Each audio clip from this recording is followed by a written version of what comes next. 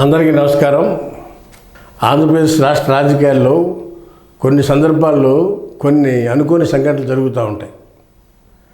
ఆ సంఘటన ఉదాహరణకి అవంతి శ్రీనివాస్ భీమిలిలో గంటా శ్రీనివాసరావు మీద ఓడిపోయాడు. ఎంత 93,000 ఓట్లు మైనస్తో ఓడిపోయాడు. 93,000 ఓట్లు మెజారిటీ గంటా శ్రీనివాసరావుకి వచ్చింది. ఓటమి కాడి నుంచి ఆయన జనసేనలో చేరదామా, తెలుగుదేశంలో చేరదామా అని ప్రయత్నాలు చేస్తూనే ఉన్నారు.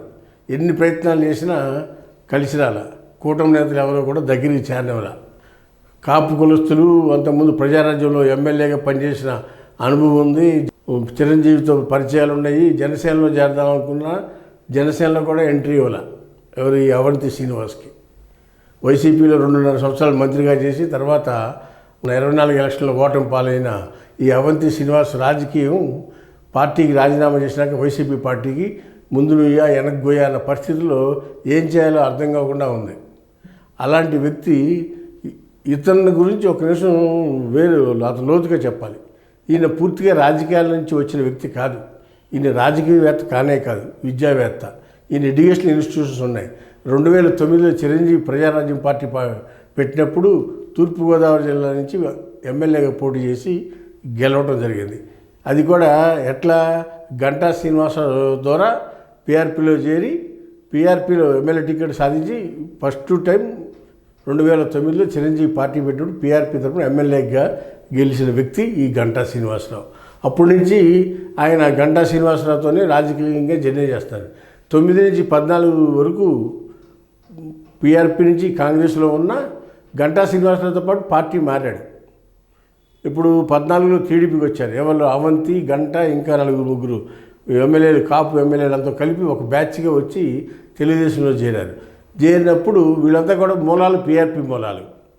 అప్పుడు తెలుగుదేశం పార్టీలో చేరితే చంద్రబాబు నాయుడు గంటా శ్రీనివాసరావుకి ఎమ్మెల్యే టికెట్ ఇచ్చారు, ఈయనకేమో ఎంపీ టికెట్ ఇచ్చారు అవంతి శ్రీనివాస్కి. ఆ విధంగా ఆయన తెలుగుదేశం పార్టీ తరఫున 14 నుంచి 19 వరకు ఎంపీగా చేశారు. అలా చేసిన తర్వాత 19లో ఎంపీ పీరియడ్ అయిపోయినాక వైసీపీలో చేరి భీమిలిలో ఎమ్మెల్యేగా పోటీ చేశాడు. అక్కడ విజయం సాధించాడు. విజయం సాధిస్తే ఫస్ట్ టర్మే ఆయనకి మంత్రివర్గంలో స్థానం దక్కింది వైసీపీలో. అలా అంటే ఒక్కొక్కసారి ఒక్కొక్క రాజకీయ పార్టీని ఎన్నుకున్న స్థిరం లేని రాజకీయ నాయకుడు ఎవరు? ఈ అవంతి శ్రీనివాస్. 9లో పీఆర్పీ, 14లో టీడీపీ, 19లో వైసీపీ, 24 అయిపోయిన తర్వాత ఇప్పుడు మళ్ళీ టీడీపీ గూటికి చేరతాకి సన్నాహాలు చేసుకుంటున్నాడు. దానికి కారణం ఏంటి? ఇంతకాలం వద్దన్న టీడీపీ, జనసేన ఇవాళ ఎందుకు చేర్చుకుంటున్నారు? విశాఖపట్నం మేయర్ ఎలక్షన్స్లో 1 ఓటు అవసరం వచ్చింది. ఆ ఓటే అవంతి శ్రీనివాస్ కుమార్తె 6వ వార్డు మెంబర్ అయిన లక్ష్మీ ప్రియాంక.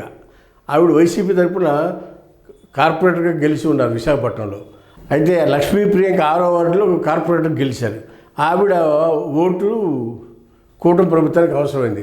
ఆ ఓటు వేసేటప్పుడు ఆవిడ కండిషన్ పెట్టింది, మా నాన్న టీడీపీలో చేర్చుకోవాలని.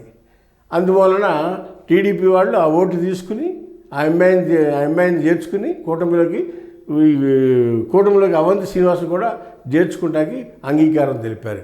ఆ ఒక్క ఓటు, కూతురు ఓటుతో తండ్రి రాజకీయ భవిష్యత్తు మళ్ళా 3 పూలు 6 కాయలుగా ఎలిగేందుకు అవకాశం కల్పించింది కూతురు. తండ్రికి రాజకీయంగా జననం ఇచ్చింది కూతురు. ఆ విధంగా అవంతి శ్రీనివాస్ ఆ ఒక్క ఓటు సహాయంతో మళ్ళీ రేపు కూటమిలో వద్దన్న కూటమి వాళ్ళే నువ్వు రా అని చేర్చుకునే పరిస్థితి వచ్చిందంటే మొన్న జరిగిన మేయర్ ఎలక్షన్లో ఆ ఓటుతోనే ఈయన అవంతి శ్రీనివాస్ రాజకీయ భవిష్యత్తు నిలబడిందని చెప్పవచ్చు. తెలుగుదేశం వాళ్ళు ఈయన చేరతా అన్నప్పుడు వద్దు అన్నాళ్ళు, ఈయన్నే మళ్ళీ కూటమి వాళ్ళు చేర్చుకుని పరిస్థితి వచ్చిందంటే దానికి కారణం ఎవరు? వాళ్ళ అమ్మాయి ఓటుతోనే ఇది. అంతకుముందు ఈయన వస్తానప్పుడు అంతా కూడా గంటా శ్రీనివాసరావు ఆయన రావద్దు అని వ్యతిరేకించాడు. గడిచిన 6 సంవత్సరాలుగా గంటా శ్రీనివాసరావు టీడీపీలో ఉన్నాడు, ఈయన వైసీపీలో ఉన్నాడు. ఇద్దరికీ రాజకీయంగా పొసగల.